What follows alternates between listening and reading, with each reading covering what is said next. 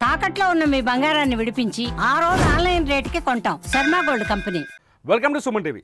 ప్రణయ్ హత్య కేసులో నల్గొండ కోర్టు తీర్పు తర్వాత హత్య జరిగిన ప్రాంతం పైన కూడా చర్చ జరుగుతోంది. ఇకపోతే అమృత, ఎవరైతే అమృత ఉన్నారో ఈ కేసులో మొత్తంగా మొదటి బాధితురాలని చెప్పాలి. అమృత ఇటు ప్రేమించిన భర్తను కోల్పోయింది, అటు తనను ప్రేమించిన తండ్రిని కోల్పోయింది. ఇద్దరిని కోల్పోయింది అమృత. ప్రస్తుతం అమృత నిజానికి అమృతనే మొదటి విక్టిమ్ అవ్వాలి. వాస్తవానికి ఆ రోజు ఏం జరిగింది? సెప్టెంబర్ 14, 2018 తేదీన ఆ రోజు ఏం జరిగింది?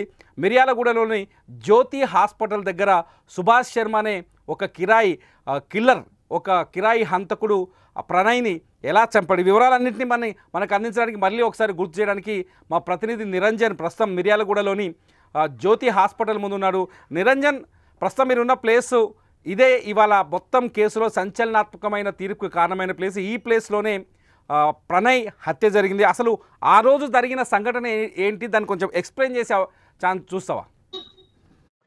ఓకే, తిరుమల 2018 జనవరిలో చిన్ననాటి స్నేహితులైన ప్రణయ్, అమృతలు చిన్ననాటి నుంచి కూడా స్నేహితులు. వాళ్ళ స్నేహము వాళ్ళతో పాటే పెరుగుతూ ప్రేమగా మారింది. సో ఆ ప్రేమనైతే మారుతీరావు, అమృత తండ్రి ఉన్నాడో మారుతీరావు అయితే ఒప్పుకోలేదు. కారణం కులాలు వేరు కావడం. దళితుడైన ప్రణయ్కి తన కూతురుని ఇచ్చేయలేదు. లేక కలిగిన సంతానం అలార ముద్దుగా పెంచుకున్నాను. సో తన స్థాయికి తగ్గిన విధంగా కూడా నేను పెద్ద ఇంటి సంబంధం చేస్తానే ఉద్దేశంతో, అదేవిధంగా సామాజిక వర్గాలు వేరవడంతో అయితే అమృత ఎట్టు పరిస్థితులు ఒప్పుకోలేదు. దీంతో తల్లిదండ్రులను తన ఎంతో అలార ముద్దుగా పెంచుకునే తల్లిని కాదనుకున్న అమృత 2018 జనవరిన అయితే ప్రణయ్ని వివాహం చేసుకుంది. ఈ క్రమంలోనే వారి 5-6 ఏళ్ల పాటు వాళ్ళ సాంసారిక జీవితం నడిచింది. అయితే ఈలోపు ప్రెగ్నెన్సీ రావడము 2018 సెప్టెంబర్ 14వ తారీఖు రోజు మన వెనకాల ఉన్న ఏదైతే ఘటన జరిగిందో, వెనకాల ఉన్నది మిర్యాలగూడలోని జ్యోతి హాస్పిటల్.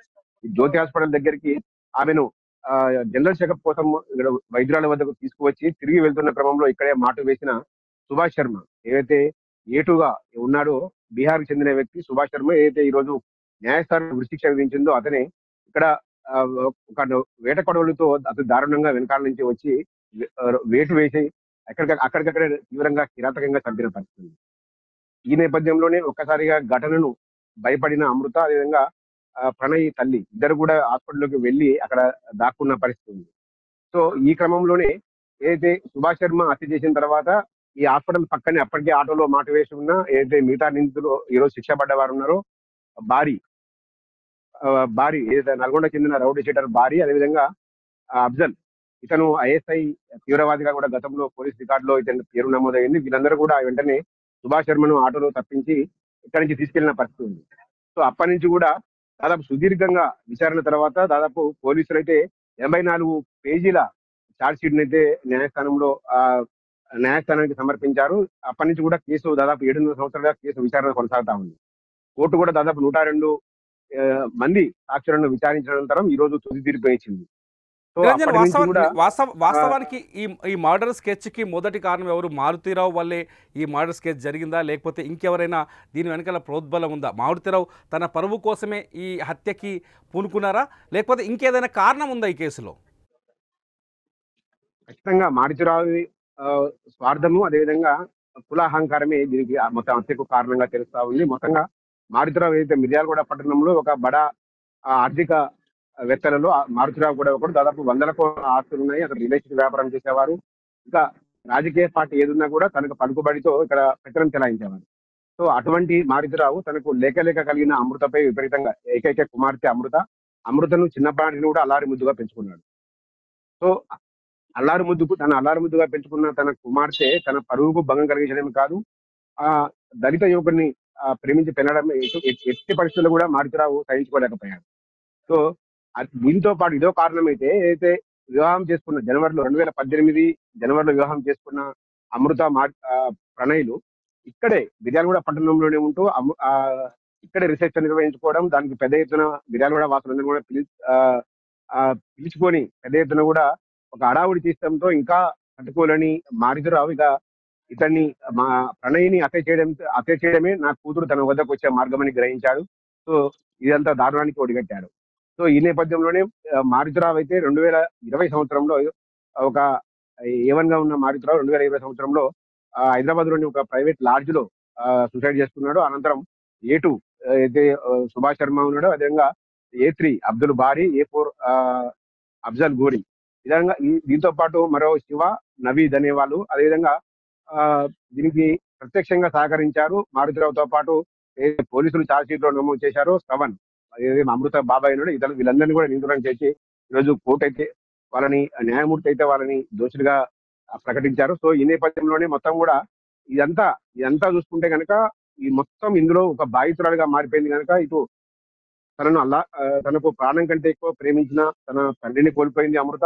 అదేవిధంగా తను ఇంకా ప్రాణం కంటే తన కులాలను కాదని, అంతస్తులను కాదని, ప్రాణం కంటే ప్రాణంగా ప్రేమించిన ప్రణయ్ని కూడా కోల్పోయి మొత్తం ఎపిసోడ్ లో మొత్తం అమృత ఏకాకిగా నిలిచిపోయిన పరిస్థితి. కానీ అమృత ఇప్పుడు వాళ్ళ కుటుంబ సభ్యుల నుంచి, సొంత కుటుంబ సభ్యుల నుంచి కొన్ని ఆరోపణలు ఎదుర్కొంటున్నారు. అమృత వల్లే ఇదంతా జరిగిందని చెప్పేసి అమృత ఇవాళ రాకపోవటాన్ని కూడా ఆ కుటుంబ సభ్యులు తీవ్రంగా పరిగణిస్తున్నట్టుగా తెలుస్తుంది. అమృత అనారోగ్యంగా ఉందనే సమాచారం ఉంటుంది, హైదరాబాద్లో ఉందనే సమాచారం ఉంది. ఇంతకీ శ్రవణ్ కుటుంబ సభ్యుల వెర్షన్ ఏంటి? ఎందుకు శ్రవణ్ కుటుంబ సభ్యులు ఇంతలా బాధపడుతున్నారు? ఈ మొత్తం హత్య వ్యవహారంలో శ్రవణ్ పాత్ర ఉందని పోలీసులు స్పష్టంగా చెప్పినప్పటికీ కూడా వాళ్ళు ఎందుకు ఇంతలా వ్యతిరేకిస్తున్నారు? అమృత పైన ఎందుకు ఇంతలా నిందలేస్తున్నారు? అయితే ఘటన జరిగినప్పటి నుండే కూడా అమృత పదే తన బాబాయ్ శ్రావణ్ హస్తం ఉంది, శ్రావణ్ ప్రణయ్ని చాలా సార్లు బెదిరించారు, చంపుతానని బెదిరించారని కూడా పదే ఆరోపణ చేసింది. దీంతో సీరియస్గా తీసుకున్న పోలీసులు ఇక్కడ శ్రవణ్ ని కూడా అదుపులో తీసుకున్నారు. శ్రవణ్ కూడా నిందితుల లిస్టులో చేర్చి ఒక విచారణ అయితే కొనసాగించారు. సో ఈ నేపథ్యంలో ఏదైతే మారుతిరావు అలాంటి వ్యక్తి కాదు.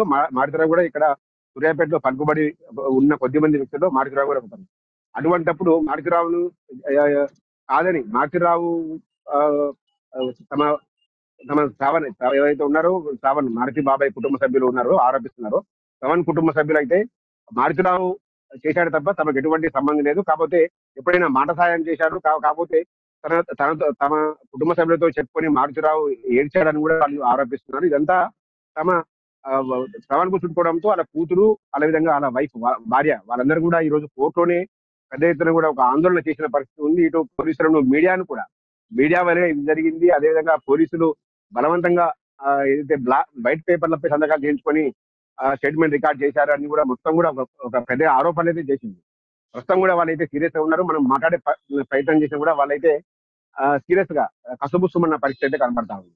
మాకు శ్రవణ్ కు ఏం పాపం తెలియదు, అనవసరంగా ఇక్కడ జీవిత ఖైదు అనుభవించి జీవిత ఖైదు శిక్ష పడడం మా కుటుంబానికి తీరైన లోటు. ఇంకా వాళ్ళకు కూతురు కూడా ఉంది, వివాహం కావాల్సిన కూతురు ఉంది. ఇప్పుడు వాళ్ళ కూతురు పరిస్థితి నేను జైలుకి వెళ్తే అని కూడా వాళ్ళకు తీవ్ర ఆందోళన అయితే ఇదంతా మొత్తం కూడా అమృత వల్లే జరిగిందంటూ కూడా వాళ్ళు ఆరోపణలు చేస్తున్నారు. మొత్తంగా చూసుకుంటే శ్రావణ హస్తం కూడా, మారుతిరావు కూడా శ్రావణ్ కూడా పలుమార్లు ప్రణయ్ అయితే గతంలో బెదిరించాడనేది వాస్తవం.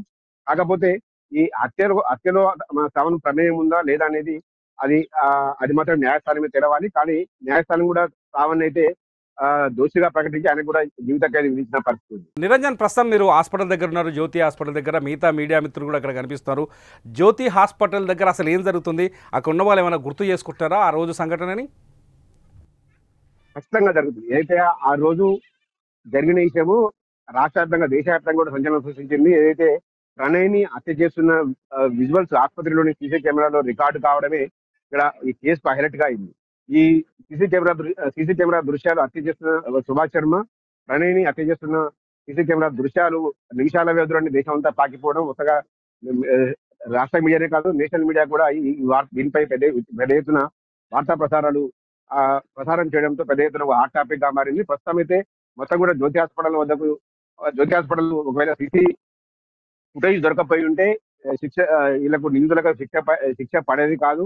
సో జ్యోతి హాస్పిటల్లో సీసీ కెమెరా విజువల్ ఈ కేసుకు ప్రధాన సాక్ష్యంగా నిలిచాయి. పోలీసులు కూడా అదే సబ్మిట్ చేసిన పరిస్థితి ఉంది. సో జ్యోతి హాస్పిటల్ వైపే అందరూ కూడా చర్చించుకుంటున్న పరిస్థితి కనబడతా ఉంది. జ్యోతి హాస్పిటల్లో ఆ రోజు సీసీ కెమెరాలో హత్య చేస్తున్న విజువల్స్ దృశ్యాలు అయితే రికార్డు కాకపోతే కేసు ఇంతవరకు వచ్చేది కాదు. మారుతిరావు తన పలుకుబడితో ఎలాగైనా కేసు నుంచి బయట పడేవాళ్ళని అంటున్న వాళ్ళు కూడా ఉన్నారు. మరోవైపు జ్యోతి హాస్పిటల్ ఇప్పుడు మొత్తం కూడా జ్యోతి హాస్పిటల్ సీసీ కెమెరా ద్వారానే న్యాయం జరిగింది. ప్రణయ్ కుటుంబ సభ్యులకని కూడా ఒక వాదనలు కూడా ఇక్కడ వినిపిస్తా ఉన్నాయి. మొత్తం కూడా జ్యోతి హాస్పిటల్ వైపే చుట్టే చర్చ అయితే కొనసాగుతా ఉంది మిర్యాలగూడలో. ప్రస్తుతం మిర్యాలగూడలో ఉన్న పరిస్థితి జ్యోతి హాస్పిటల్ దగ్గర కూడా కొంత హడావిడి కనిపిస్తుంది.